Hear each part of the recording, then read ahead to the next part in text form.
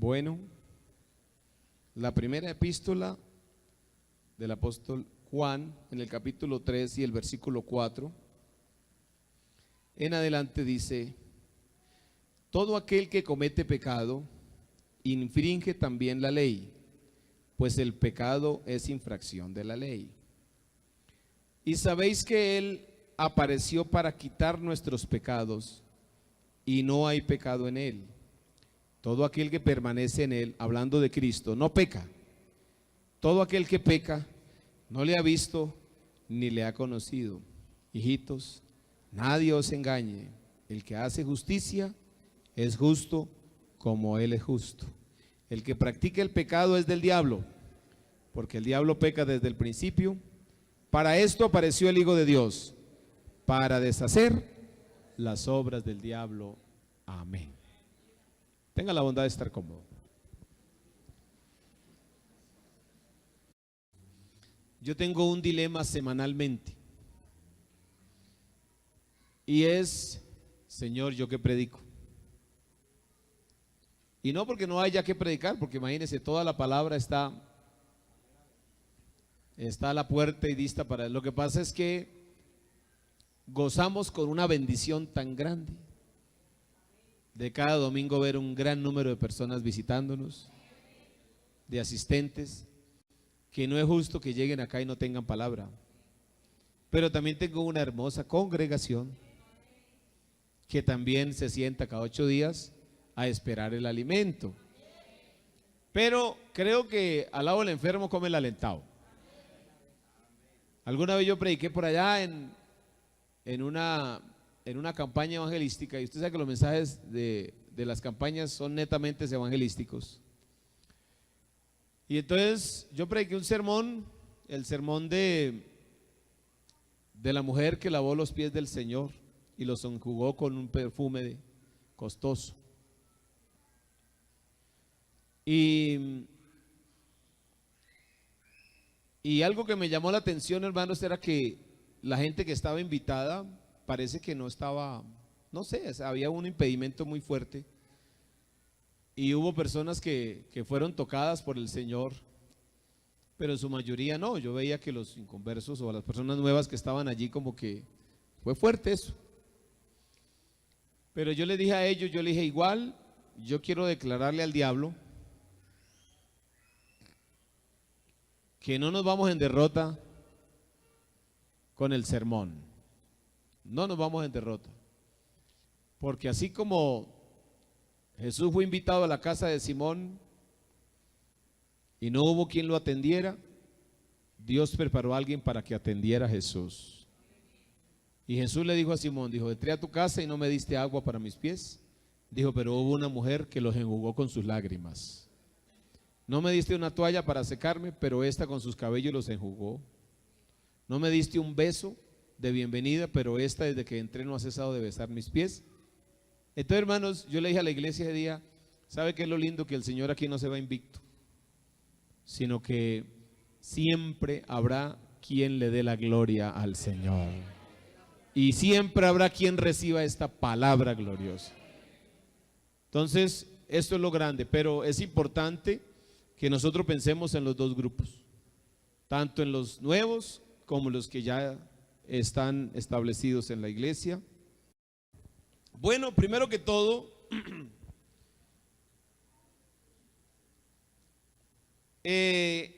la Biblia habla acerca del pecado como una condición, pero es una condición que muchas personas no ven su necesidad de salvación porque no le ven la seriedad y la consecuencia del problema del pecado en su vida. Me explico. Hay personas que pecan por condición, o sea, es una naturaleza que llevan, pero no les interesa tampoco despegarse de ese pecado, ni les importa, ni se preocupan, pero tampoco como que se preocupan por saber si eso afecta para su salvación.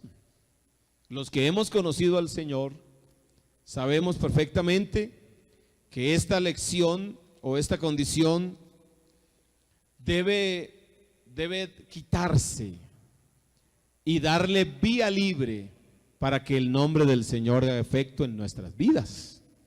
¿Qué dice la iglesia? Entonces, ¿qué es lo que nosotros queremos mostrar? ¿Qué es el pecado? Resultados o consecuencias del pecado, cómo se produce el pecado, pero también la solución de Dios al problema del pecado. Porque gracias a esto, a su palabra, tenemos una solución para esto. Ahora, ¿qué es el pecado? El pecado se ha definido en todos los idiomas. Cada idioma tiene una expresión o tiene un significado para este pecado o para esa palabra. Y en el griego, de donde la palabra de Dios del Nuevo Testamento fue escrito, ellos dicen que es conocido como hamartia, que significa errar o significa fallar al blanco. Romanos capítulo 3 nos dice la palabra de Dios, hablando de este ejemplo o quizás de este significado. El apóstol Pablo dice, Romanos capítulo 3 y el versículo 23, dice: por cuanto todos pecaron, están destituidos de la gloria de Dios. Por cuanto todos erramos. Todos hemos errado y no hemos dado en el blanco. Así que estaba considerado que un arquero griego, al no dar en el blanco, había errado, había pecado y perdió su objetivo, perdió la meta, perdió la voluntad de Dios. En el caso ya de nosotros que hoy conocemos el Evangelio y conocemos la verdad y conocemos la santidad, la voluntad de Dios, sabemos que el pecado nos aleja de Dios, que el pecado nos aparta de Dios. En el desconocimiento de ello, cuando no conocíamos al Señor y no teníamos idea de quién era, tampoco nos importaba. Y por eso hoy hay personas que rezan, que hacen sacrificios buscando a Dios, pero no lo encuentran. ¿Y cuál es el problema? Que hay un pecado muy grande que no les permite acercarse a Dios. Entonces, cuando el apóstol hace mención de eso, dice: por cuanto todos pecaron, entonces hay un juicio, están destituidos de la gloria de Dios, están sin misericordia. Pero el versículo 4 dice que siendo justificados gratuitamente por su gracia, mediante la redención que es en Cristo Jesús. En otra palabra, Jesús es la redención de nuestros pecados. ¿Cuánto lo creen? Ahora, cuando hablamos espiritualmente, errar, cuando una persona erra o peca, está obviamente generando una consecuencia espiritual. El blanco, la meta definitivamente es la voluntad de Dios. Pero al pecar todos, al fallar, entonces nos apartan, no se hace la voluntad de Dios. Entonces, en otras palabras, estamos extraviados, porque eso es otra forma de ver a una persona sin Dios, una persona extraviada, según lo que dice, por ejemplo, Tito capítulo 3, versículo 3. También dice que es una persona que practica la injusticia y que es víctima de la iniquidad. Tito 3:3 dice: porque nosotros también éramos en otros tiempos como insensatos. Miren digamos como los sinónimos de pecador. Un pecador es insensato, rebelde, extraviado, esclavo, concupiscente, viviendo deleites diversos, viviendo en malicia, envidias, aborrecible y aborreciéndonos unos a otros. Miren digamos como el adjetivo, el calificativo que se le pueda dar a una persona que está en el pecado. Pero esto este tema de la injusticia, de vivir en la iniquidad, también convierte a una persona en desobediente, o sea, rebelde, transgresor de la ley. Transgresión es una persona que infringe la ley, es una persona que incluso es, cuando nosotros hablamos de transgredir, es ir más allá de lo que la ley de Dios manda. Pero ¿qué es en sí el pecado? Primero que todo, para nosotros poder conocer esa condición, tenemos que entender que pecar como tal, no pecado, sino pecar, ya es la acción que hace la persona. Pecar significa no hacer la voluntad de Dios. Todo, por eso la Biblia dice que el que sabe hacer lo bueno y no lo hace, le es pecado. Entonces, una persona que peca, entonces está desligando de la voluntad de Dios, está a un lado de la voluntad de Dios, está desobedeciendo la voluntad de Dios. Pero ¿qué es transgresión? Entonces ya la transgresión es traspasar los límites de la voluntad de Dios.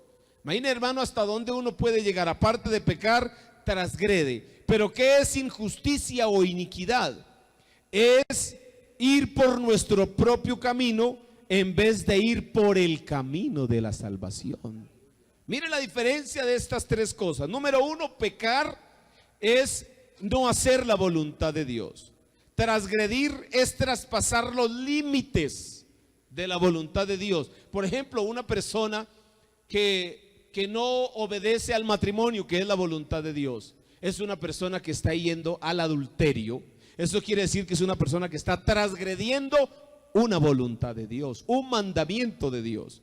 Y lo que es injusticia o iniquidad es cuando la persona va por su propio camino. Lo que él diga se hace sin importar la voluntad de Dios, sin importar la voluntad de una sociedad, sin importar el concepto de sus padres, sin importar el concepto de la mayoría, en fin, con todo esto.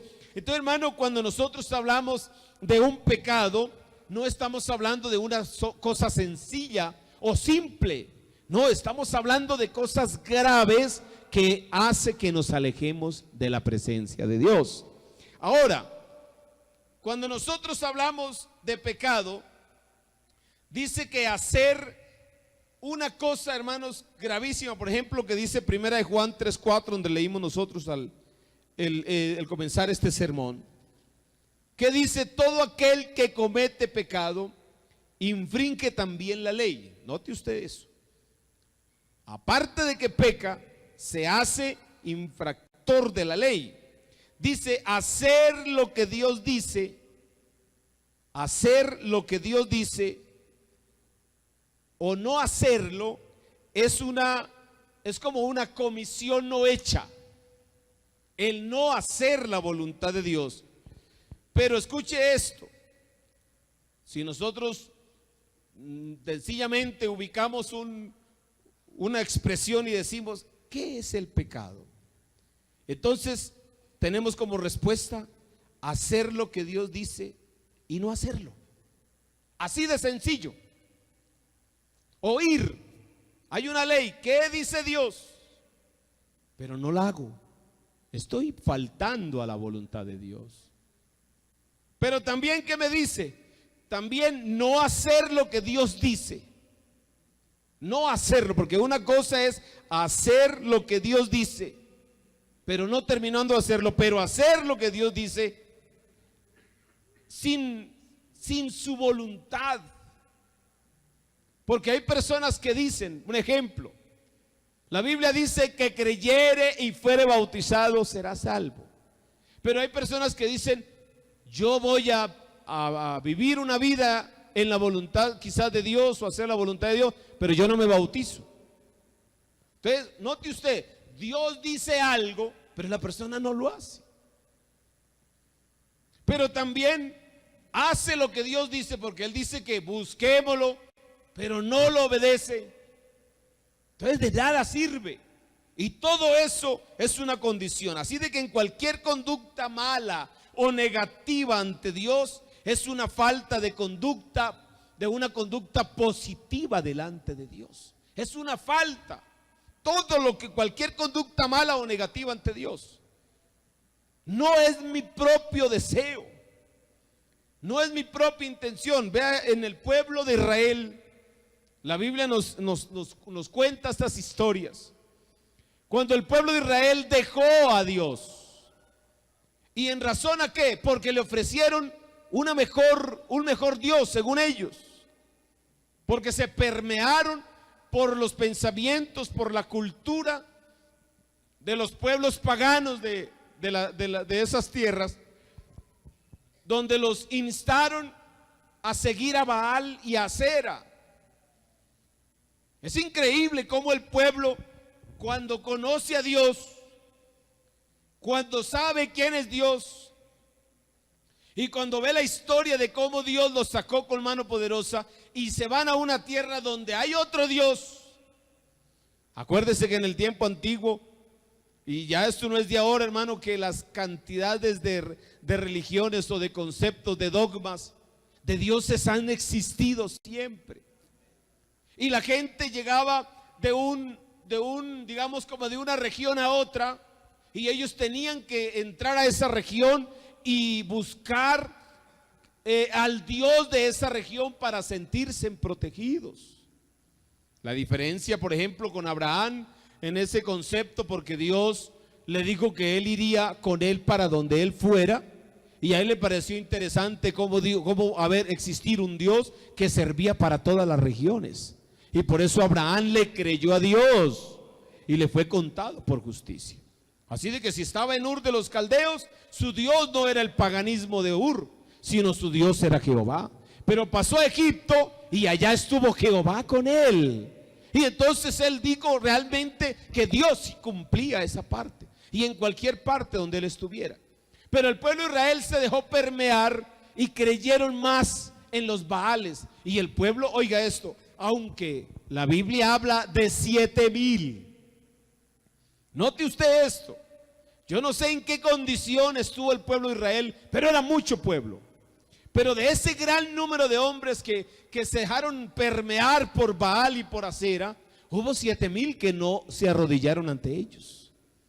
Hubo 7,000 que, aunque estuvieron quizás presentes en las adoraciones a Baal, pero su corazón estaba en Dios. Y eso marcó la diferencia. Porque cuando Elías le dijo al Señor: solo yo he quedado profeta, el Señor le dijo: yo me he reservado a 7,000. Eso es un buen número, hermano. Así de que, pero note usted, cuando Elías convoca al pueblo y le dice: acérquese a mí, porque vamos a presenciar algo único que solo puede hacerlo uno solo. Y dice la Biblia que el pueblo se acercó, pero lo primero que él hizo fue arreglar el altar de Jehová, que estaba arruinado. Hermano, Dios es un Dios, o Dios es el Dios celoso. A Dios no se le puede hacer culto en cualquier altar. A Dios no se le puede hacer culto en cualquier lugar, ni Él se manifiesta en cualquier cuerpo. Esta es la diferencia. Por eso hay personas que llevan un dogma o llevan un pensamiento o una doctrina que no es bíblica. Y entonces dicen: esos pentecostales se creen no sé qué. Pues déjeme decirles, señores, que sí nos creemos algo, hijos de Dios, porque hay una diferencia grande. Dios prometió manifestarse donde hay altar para Dios. Elías lo primero que hizo fue arreglar el altar de Jehová, que estaba arruinado. ¿Y quién lo había arruinado? Oiga, el mismo pueblo. No habían vuelto a sacrificar en él. Así de que lo primero que le dijo: vea, voy a colocar aquí 12 piedras conforme las 12 tribus del pueblo de Israel. Y seguramente las nombró. Seguramente les puso a cada piedra un nombre. Digo: vea, esta piedra la voy a colocar en nombre de la tribu de Neftalí, en la tribu de Dan, en la tribu de Manasés, en la tribu de cada uno de ellos. La colocó allí las 12. Y le digo: ¿por qué estas 12? Digo, porque estas 12 tribus nacieron con un nombre y nacieron con un Dios. No entiendo de dónde han sacado otros. No entiendo por qué han ido a buscar otro Dios cuando hay uno solo. Digo, y les voy a demostrar que aunque hay, imagínense, habían 400 profetas o 450 profetas de Baal y 400 de Acera. Eran 850 profetas del paganismo que habían motivado a Israel para dejar al Señor. Y notemos cómo el profeta Elías convoca al pueblo y le dice: lo primero que tenemos que hacer es quitar ese pensamiento, es rechazar el pecado. Y entonces los voy a dejar a ustedes primero, le digo Elías, que hagan el sacrificio a Baal. Conocemos la historia: un buey cortado por la mitad, uno para Baal y el otro para Jehová. Pero Elías le dijo: háganle ustedes primero, hagan el sacrificio. Y hubo de todo: gritos, llantos, sangre, hubo sacrificio humano, hubo de todo, pero no hubo respuesta. ¿Pero qué pasó? Claro, él estaba seguro de lo que él tenía. De hecho, él, cuando vio que no hubo respuesta, ya casi mediodía, empezó a burlarse de ellos. Empezó a faltarles hasta el respeto con autoridad. Empezó a demostrarles, decirles: no, su Dios está dormido, está cansado, va meditando. Dijo, pero en otras palabras decía: pero déjeme que me llegue mi tiempo y le demostraré qué Dios hay en Israel. Y esto es lo que nosotros tenemos que entender: ¿qué Dios es el que tiene esta iglesia? Pero ¿qué exige Dios? Hermano, eso que Dios se haya manifestado esta mañana acá,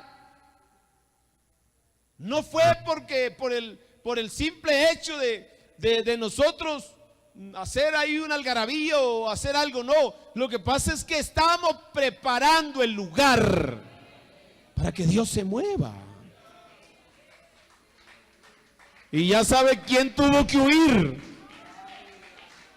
ya sabe quién tuvo que salir, porque es que llega a su presencia y limpia, purifica, y el que se resista no puede aguantar, porque mayor es el poder de Dios. Dele ese aplauso al Señor. Bendito el Señor.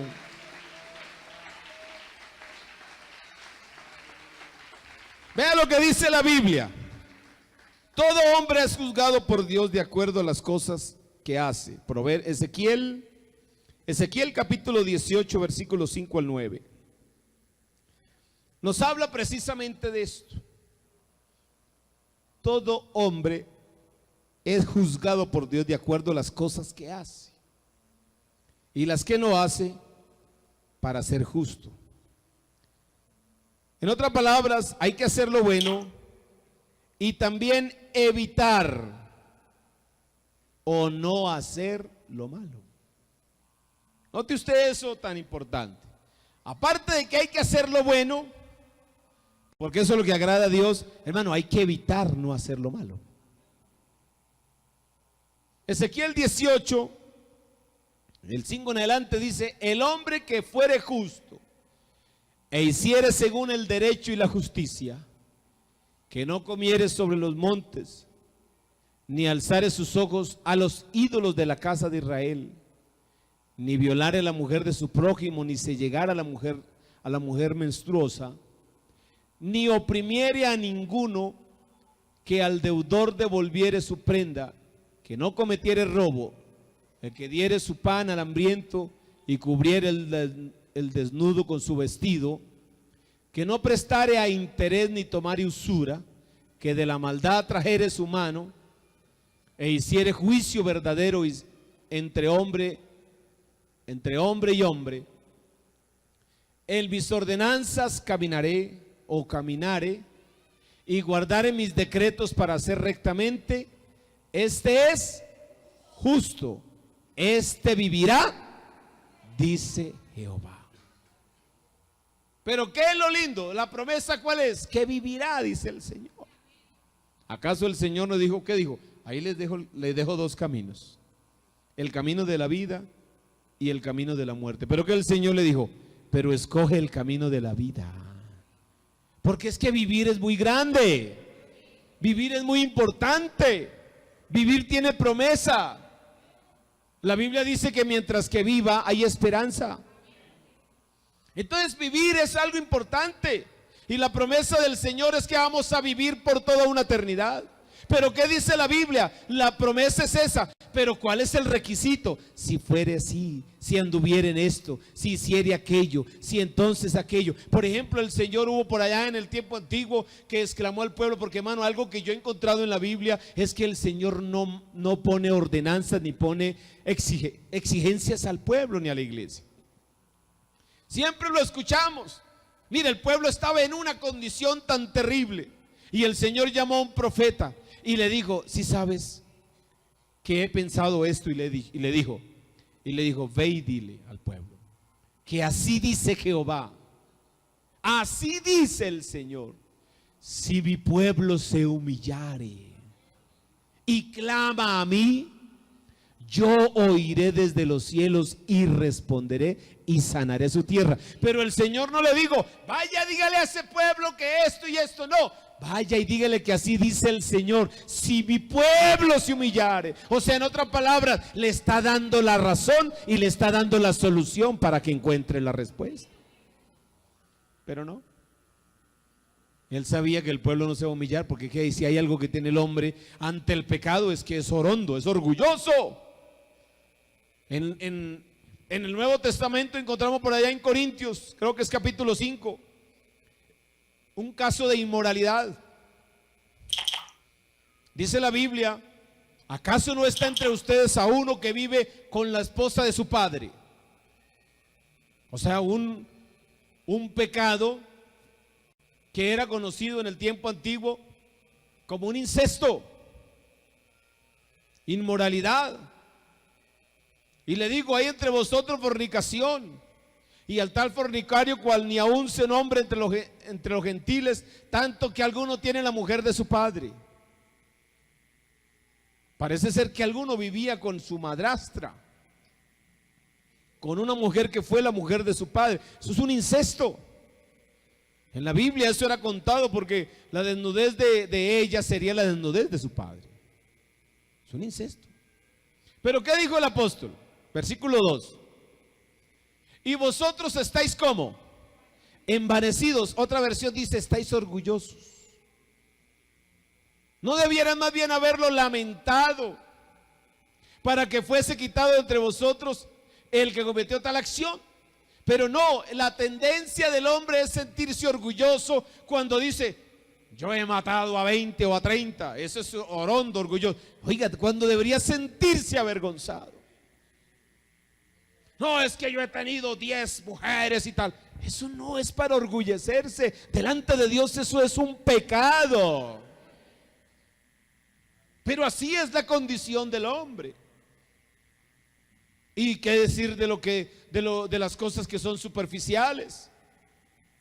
Porque la condición del hombre es hablar de esa manera y decir cosas de esa manera, que yo tengo, que yo hice, y se siente orgulloso, se siente orondo. Pero el apóstol, que le digo, no debería haberlo lamentado. ¿Y por qué lamentarlo, hermano? Porque es que permitir un pecado es permitir que se aparte Dios de nuestro lado. Eso es como cuando usted está cerca de algo que hiede.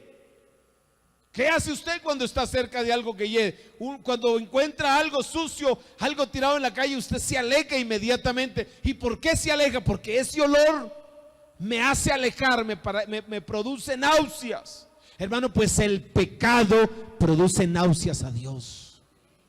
Por eso Él dijo: un tibio será vomitado de mi boca. Hermano, nosotros debemos analizar nuestra condición y pensar que si al Señor le agradamos, debemos vivir fuera del pecado, alejados del pecado. Lo que no le gusta a Dios no lo hagamos. El Salmo 15, ¿qué dice? Pero antes de leer esto, yo quiero decirles algo. Mire, hermano, no hay categoría de pecado.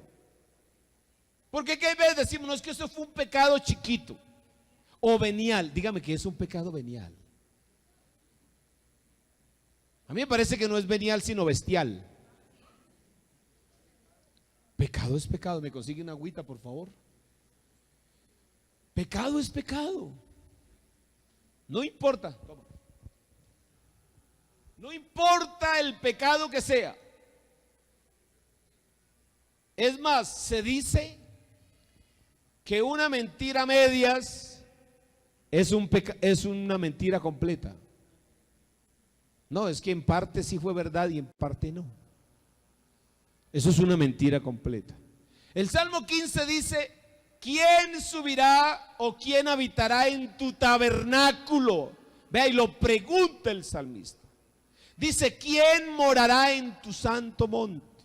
Y viene la lista: el que anda en integridad y hace justicia, el que habla verdad en su corazón, el que no calumnia con su lengua, ni hace mal a su prójimo, ni admite reproche alguno contra su vecino, aquel a cuyos ojos el vil es menospreciado, pero honra a los que temen a Jehová, el que aún jurando en daño suyo, no por eso cambia, quien su dinero no dio usura, ni contra el inocente admitió cohecho. ¿Qué dice la Biblia? El que hace estas cosas no resbalará jamás. Mire la promesa. ¿Cuál es la promesa? No resbalará jamás. ¿Y qué es resbalar? Caerse. Es irse de narices en el pecado. Pero uno se pregunta, ¿estamos planeando resbalar? ¿Sabe cuándo uno está planeando resbalar? Cuando hace todo lo que la Biblia dice que no está haciendo. Así usted no lo esté diciendo: hermano, yo no tengo planes para apartarme del Señor, pero hermano, soy un mentiroso, pero soy maldiciente, practico cosas. Hermano, eso es pecado. Ahora, cuando nosotros decimos que no hay categorías, es porque hay muchos que no se ven como pecadores. Yo, pecador. No han hecho cosas tan graves que entonces no juzgan el asunto como pecado. En el caso de Adán y Eva, ¿a quién mató a Adán y a quién mató a Eva? A nadie. Si pudiéramos juzgar entre Adán y Caín, parece ser que es más grave el pecado de Caín, ¿no? ¿Por qué? Porque ese sí le quitó la vida a otro. Pero note que el pecado de Adán fue un pecado de rebeldía, de desobediencia. Y fue un pecado muy grave. Pero note usted, si nosotros categorizamos los pecados, estamos colocándole una condición para poder pecar, una opción. Vaya, hable con cualquier persona y dice: pero usted sabe que yo no mato. Porque para una persona matar o robar o quitarle la esposa a otra persona, eso sí es grave. Pero mentir no es pecado. Y yo pregunto, ¿qué será más grave, mentir o matar? Es un pecado igual. Lo que pasa es que a uno lo juzga la ley y a otro lo juzgará Dios. Pero hermano, yo quiero decirle algo. Hay personas, hay la diferencia de pecados o de transgresiones, hablemoslo de esa manera. Hay una persona que peca contra Dios, que todo pecado que se hace afecta. Pero hermano, cuando nosotros pecamos contra Dios, por ejemplo, cuando alguien le quita la vida a otra persona, tiene dos problemas muy graves. Y uno de ellos es con Dios y el otro es con la justicia terrenal. Y la persona puede haber podido matar a la persona, pero se arrepintió. ¿Usted cree que Dios lo perdonó por eso? ¿No me contestan? Claro que sí. ¿Pero la ley de la tierra lo perdona? No. Él tiene que responderle a la justicia. Él tiene que ir donde sea. Él tiene que pagar con cárcel o como sea. Y hay un versículo que esta semana lo estuve analizando, que está creo que es en Primera de Timoteo, gracias, capítulo 5.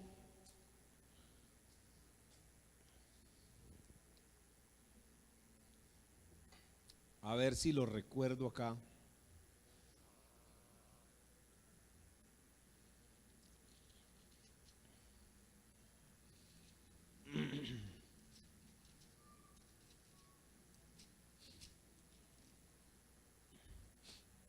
y versículo 24.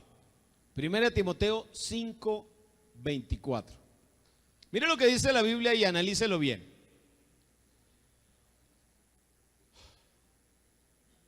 Los pecados de algunos hombres se hacen patentes antes que ellos vengan ¿a qué? A juicio. Mas a otros se les descubren después. Bravo ese versículo. Pero mire lo que dice el versículo 26.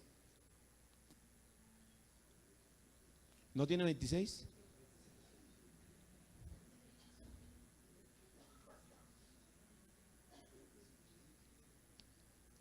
Ah, 25, perdón. Pero dice: asimismo se hacen manifiestas las buenas ¿qué? Obras, y las que son de otra manera no pueden permanecer ocultas. No salen. Pero mire, esto me dejó a mí muy pensativo. ¿Por qué? Porque es que los pecados no son para ocultarlos. Los pecados son para confesarlos y para apartarse de ellos. Vuelvo al versículo 24, hermano. Por eso dice: los pecados de algún hombre se hacen patentes. ¿Qué es patente? Se manifiestan, se muestran. ¿Cuándo? Antes que ellos vengan a juicio. Pero a otros, escuche esa palabra, se les descubren.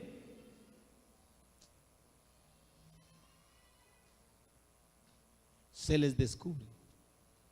Yo estaba leyendo eso en otra versión y la conclusión decía: pero definitivamente ninguno de los dos quedan ocultos. Hermanos, serán descubiertos. ¿Por qué? Hermano, porque hay cosas, bíblicamente el Señor lo dijo, hay cosas que el hombre oculta y por eso no prospera.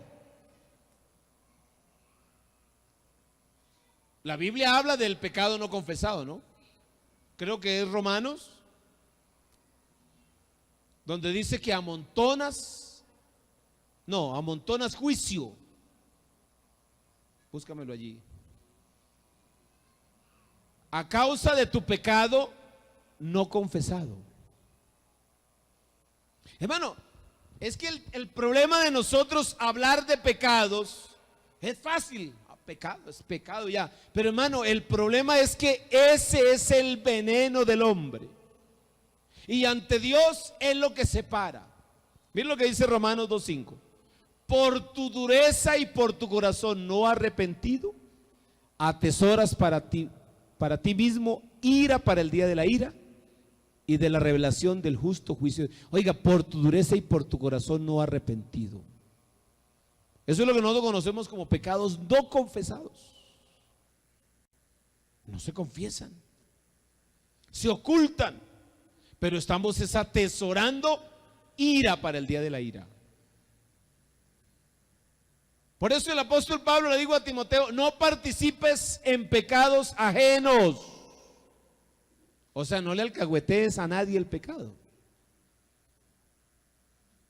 Te voy a contar algo, pero prométeme que no se lo vas a decir a nadie.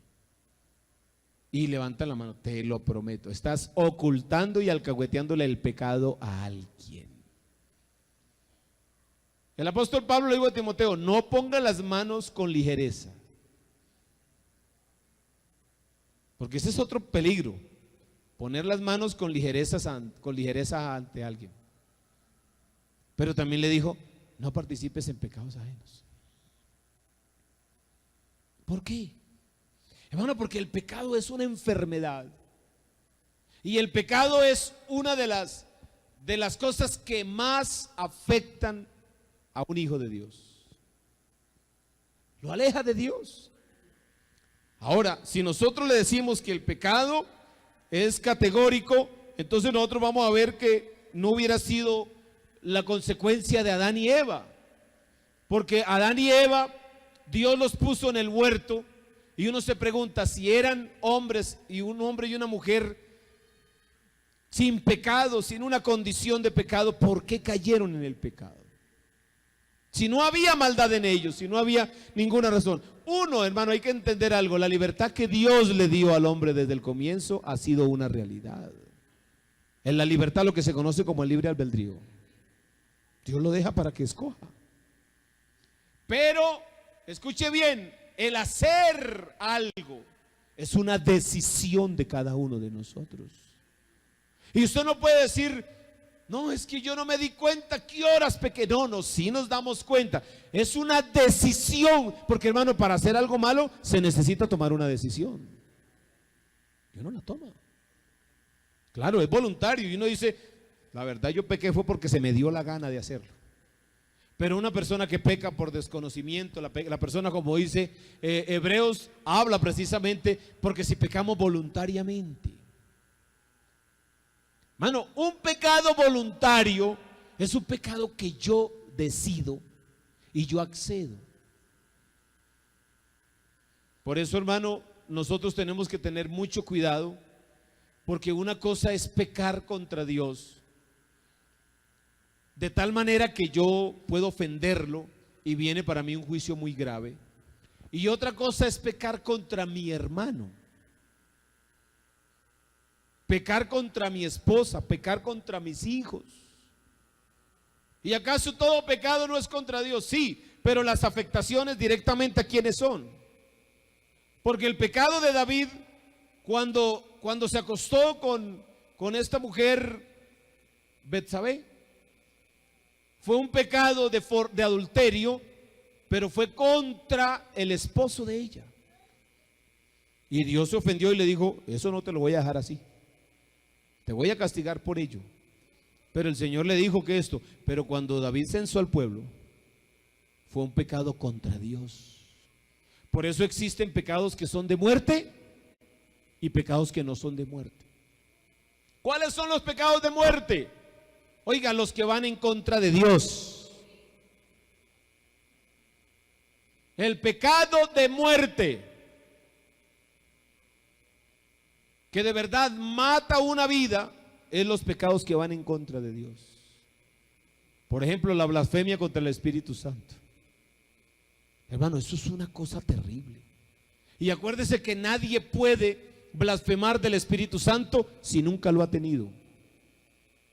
¿Y quiénes son los candidatos a blasfemar contra el Espíritu Santo? Los que hemos tenido el Espíritu Santo. Que el Señor nos guarde, porque ese es el objetivo del diablo, hacer que nosotros blasfememos contra el Espíritu Santo. ¿Y cómo comienza? Por cositas pequeñas. Comienza por desanimarlo, comienza por colocarle cositas superficiales. Hermano, vea, mientras que usted duerme y ronca y se engorda por lo que come y por lo que hace, el diablo está trabajando para destruirlo a usted y a mí. Cuando usted vive una vida lejos de Dios, sin una devoción a Dios, sin una oración, sin una lectura de la Biblia, sin conocimiento de su palabra, usted cada día se está volviendo más vulnerable a eso. Se está volviendo fácil de caer. Pero una persona que tenga definido que el primer pensamiento de la mañana se llama Jesucristo,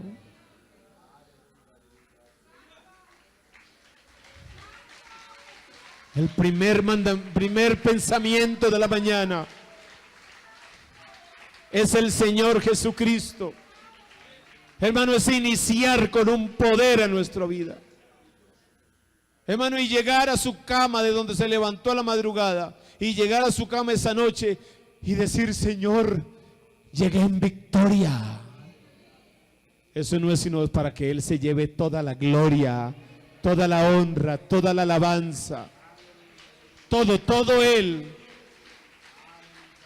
Dale ese aplauso, Él se lo merece, hermano.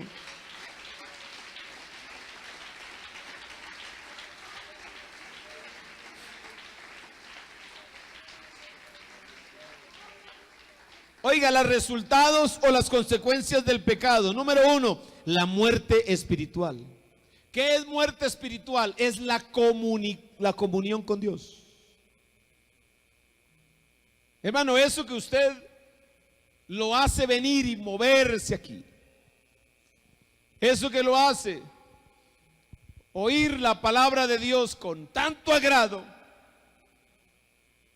Porque de verdad, hermano, cuando uno escucha la buena palabra, hermano, uno se extasía. Pero eso es la comunión con Dios.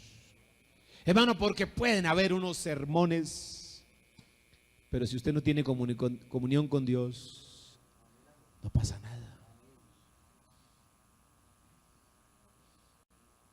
Nada. Lo contrario, le molesta, le irrita. Génesis capítulo 2, versículo 15 al 17. Una consecuencia. Perder esa comunicación. Tomó pues Jehová Dios al hombre y lo puso en el huerto del Edén para que lo labrase y lo guardase. Y mandó Jehová Dios al hombre diciendo: de todo árbol del huerto podrás comer, mas el árbol de la ciencia del bien y del mal no comerás, porque el día que de él comieres, ciertamente morirás. Esa fue la orden de Dios. ¿Pero qué hizo el hombre? Uno pregunta, ¿quién tenía más poder de convencimiento? ¿Dios o Satanás? No, lo que nos da miedo es decirlo, pero Satanás tuvo más poder de convencimiento. Pues hermanos, si el Señor le advirtió al hombre, le dijo: el día que de él comieres, ciertamente morirás. Esa palabra morir tiene una trascendencia muy larga. Pero apareció el diablo y le dijo a Adán, o a Eva, porque a ellos, ¿qué lo llamó? Fue una comunicación entre ellos. Fue que el problema de la mujer fue que ella vio el árbol agradable a los ojos y fue y trajo a Adán y consideró, le dijo: pero es que el árbol no se ve tan peligroso, el fruto no se ve tan malo. Y entonces, estando considerando eso es como el joven que considera a la mujer ajena. Entonces el diablo aprovecha eso para hacerlo caer. Y así pasa con todo. Pero Satanás le dijo: no moriréis, sino que seréis como Dios. ¡Wow! ¿No te gustaría ser Superman? ¿No te gustaría ser un superhéroe? Y acuérdese que el Señor le dijo a Adán: 6 días trabajarás y el séptimo día lo guardarás para que me des la gloria. Porque tú eres de la tierra, tú eres terrenal, tú fuiste sacado del polvo, tú tienes un creador, tú tienes a alguien a quien agradecer, a quien adorar, a quien exaltar, y ese soy yo, le dijo el Señor. Así de que 6 días trabajas y el séptimo día entonces lo sacas y me lo dedicas para mí, y tenemos una amistad muy bonita. ¿Te gusta o no? Me fascina. Excelente. Y así pasó. Pero cuando el diablo se le aparece, le dice: oye, pero ¿no te gustaría dejar de ser terrenal, de ser polvo, para convertirte en un Dios? En lugar de que tú adores, a ti te van a adorar. Eso sonó bonito. En lugar de tú obedecer órdenes, las vas a dar. Oiga, el poder de convencimiento.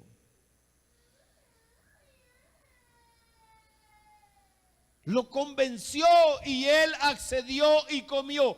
Y de inmediato se rompió la comunicación con Dios. De una vez. Porque la Biblia dice que vino Jehová, el Espíritu de Dios se movía sobre el huerto. Y la voz de Jehová se paseaba por el huerto. Y entonces se oyó una voz que dijo: Adán, ¿dónde estás tú? Se rompió la comunicación. En otras palabras, Como le dice la esposa a uno, oiga, es que no oye. Y yo le pregunto, ¿acaso me estaba llamando?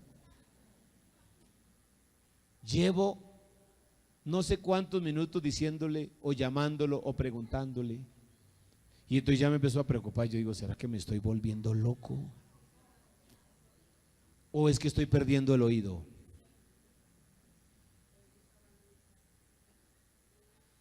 Pues grave. Grave. Ya voy a terminar. Pero ¿sabe qué me preocupó de todo eso? Que Dios vino a buscar al hombre y él no lo escuchó. No fue que Dios lo haya dejado, fue que el hombre no lo escuchó.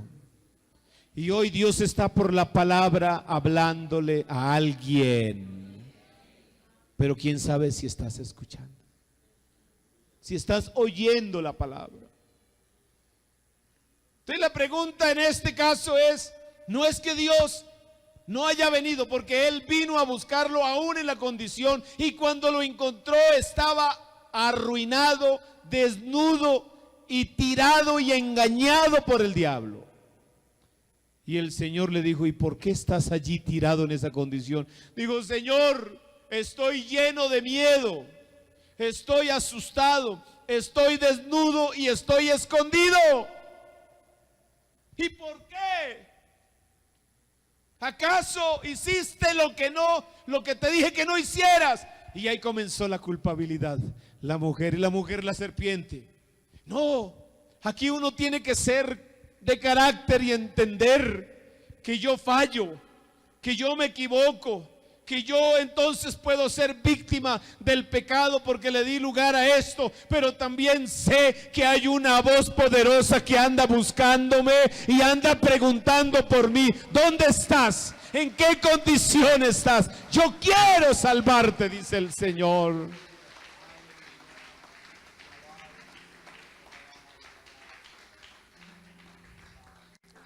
Y con esto termino, Génesis 3, 23 y 24.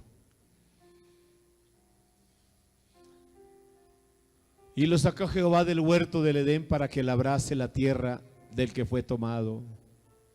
Echó pues fuera al hombre y lo puso al oriente del huerto del Edén, querubines y una espada encendida que se revolvía por todos lados para guardar el camino del árbol de la vida. Esa es la consecuencia, lo echó Dios. Pero lo redimió. Pero tuvo misericordia de él. ¿Cuántos se sienten que han tenido misericordia de usted en esta mañana? Colócate en pie, por favor. No merecía nada. No merecía nada. Entre 8 días continuamos con este tema. Pero yo quiero decirles en esta hora que si usted entendió qué es lo que Dios quiere de usted, es tiempo que usted analice en dónde está el problema. ¿Cómo se llama tu problema? Oh, qué pecado. Bueno, ¿y cuál es? ¿Qué clase de pecado? ¿Es contra Dios? ¿Es contra tu hermano? ¿Es contra tu esposa, tu esposo, tus hijos? ¿Que estás pecando? Pues aquí está la fuente de agua viva, que puede dar solución a ese problema. Vamos a orar, porque quiera Dios que al cabo de estos sermones que se dan, Dios pueda tratar con alguna persona que pueda reconocer y que pueda decir, yo necesito de Dios, yo necesito perdón para mis pecados. Y hay un secreto que el mundo no ha podido entender, y es que ninguno de los dioses que dicen ser dioses y que dicen perdonar lo han podido solucionar, porque como los meten a todos en un mismo en un mismo molde, sí, como en un mismo montón. Eso dicen Buda, dicen, ¿qué otro Dios? Mahoma, Alá, y meten a Jesús entre el montón. Yo pediría respeto por el último. Que no lo revolvamos, no lo metamos en el montón. Porque la Biblia dice que el único que murió por mí sin que yo lo conociera y sin saber quién era, fue el Señor Jesucristo. Porque me amó primero. Sin merecerlo me amó. Pero hoy le conozco. Hoy sé quién es. Y que no merece una traición. Que no merece una infidelidad. Porque la Biblia dice claramente, cuando comenzamos la lectura del sermón, dice el versículo 5, y sabéis que Él apareció para quitar nuestros pecados, y no hay pecado en Él. Todo aquel que permanece en Él no peca. Todo aquel que peca no le ha visto ni le ha conocido. Hijitos, nadie os engañe. El que hace justicia es justo como Él es justo. El que practica el pecado es del diablo, porque el diablo peca desde el principio. Pero para esto pareció el Hijo de Dios, para deshacer las obras del diablo. A Él la gloria, a Él la honra. Toda la gloria para el Señor. Levante su mano conmigo. Señor Jesús, tú que conoces todas las cosas,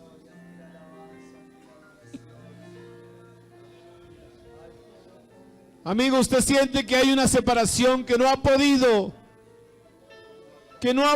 acercarse a Dios por algo. Yo le invito para que identifique el pecado y en esta mañana se lo confiese al Señor Jesucristo. Y le diga al Señor: Señor, yo soy un pecador, por esto, por aquello, pero he venido ante ti, Señor, a esta iglesia, a este lugar, para buscar el perdón. Señor, y este predicador está diciendo que tú eres el que salvas, que tú eres el que perdonas, que tú eres el que restauras. Pues Señor, aquí estoy para que restaures lo que el mundo destruyó. Amigos, si quieres venir aquí adelante, vamos a orar por ti. Si quieres venir por tu problema, aquí está el Señor para solucionarlo. La iglesia está ahí reprendiendo y está orando para que el Señor rompa esas cadenas, para que el Señor destruya esa atadura, y en esta mañana tú puedas tener victoria ante tu problema, tú puedas tener respuesta a tu necesidad. Todo es del Señor, pues Él es el que obra. Y aquí hay 3 personas que necesitan una misericordia de Dios, pues el Señor está aquí para restaurar, el Señor está aquí para perdonar. Al Dios que tú conoces, al Dios que tú sabes quién es, Él está perdonando sus pecados. Él puede sanar, Él puede curar esa herida que ha hecho el pecado en tu corazón, y te puede dar una nueva oportunidad para que le sirvas. Un aplauso al Señor Jesucristo.